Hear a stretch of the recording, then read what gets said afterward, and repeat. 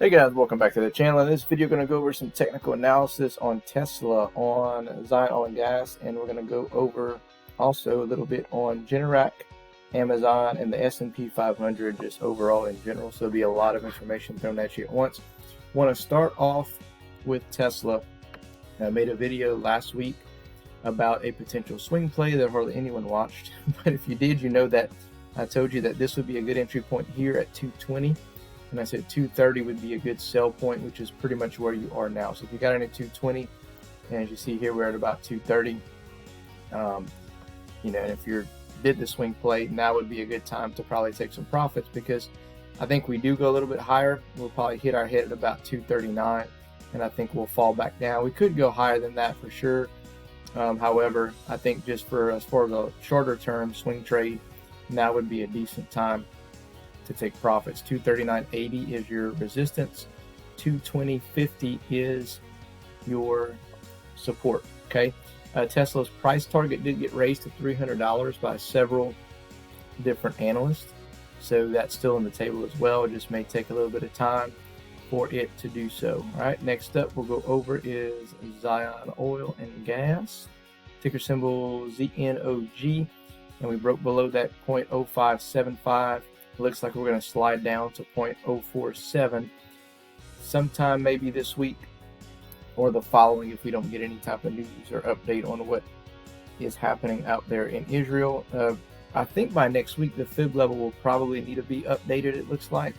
So when it does that, I'll for sure definitely have an updated video on that. But currently resistance of pretty much right where you are, 0.057 is where we're at. 0.0575 is where the resistance is currently. So definitely something to keep an eye on in the next couple of weeks to see if we're going to get some type of updates from Zion Oil and Gas, and kind of see if we can get some upward momentum on this puppy here.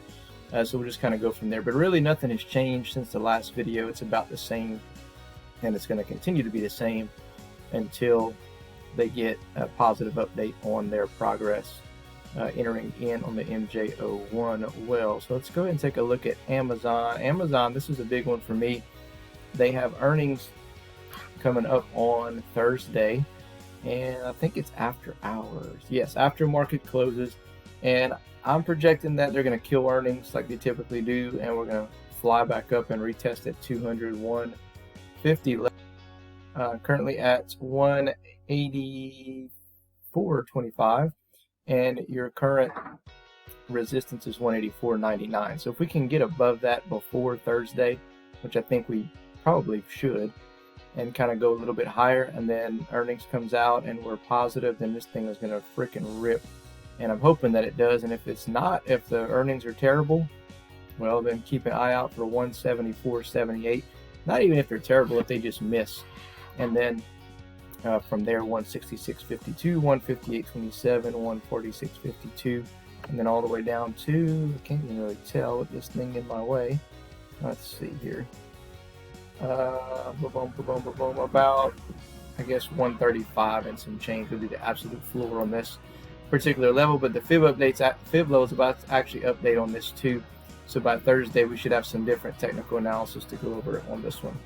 So make sure and check back on Thursday or Friday, and I'll have another video probably on all these stocks that I'm going over right now, just to kind of update you on the price action of those at the end of the week, because some things are going to change for sure on every single one of them, it looks like. Next up, guys, GNRC, ticker symbol GNRC. On this one, I had an option out on GNRC, and I actually sold it last week on Friday right before market closed, and I took some profits on there. I guess about a 4.5 to 5% profit, and I took it while it was up here at about 160 bucks. And looks like they're gonna continue to come down, possibly retest that 150 level. They have earnings as well this week, and that's going to happen on, let's see, I can pull that up, and it doesn't pull up. It's sometime this week. Let's see, one second. Looks like the 31st, guys, before market open for GNRC. So this is actually setting up, I think, if it falls, possibly. I'm assuming that the earnings are going to be decent with all the, this projected to be one of the busiest hurricane seasons, and We've already had a storm that's hit. We have another one about to hit Florida. It looks like, at least, and things are about to kind of get spicy here in August. So I think that this one has some potential to come down and fake down and push up higher, but I'm just not willing to take that chance, and that's why I exited the option. So I'm going to see exactly what happens after earnings, and then if something happens after earnings, then I may re-enter the option and write it back up. My strike price on that was 220 by November. Okay, and I bought it somewhere around here, I guess, and then, you know, spiked up, took my profits, and now I could re-enter it.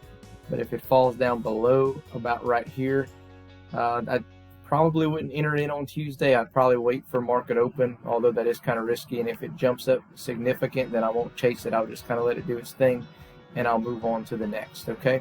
Last is going to be the S&P 500.